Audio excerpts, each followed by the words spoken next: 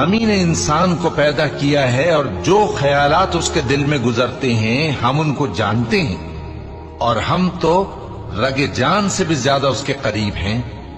جب وہ کوئی کام کرتا ہے تو دو لکھنے والے جو دائیں بائیں بیٹھے ہیں لکھ لیتے ہیں۔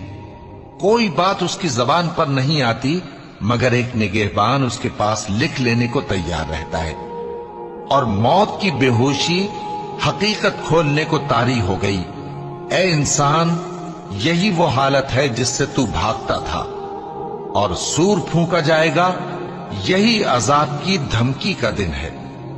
اور ہر شخص ہمارے سامنے اس حال میں آئے گا کہ ایک فرشتہ اس کے ساتھ ہانکنے والا ہوگا اور ایک اس کے اعمال کی گواہی دینے والا۔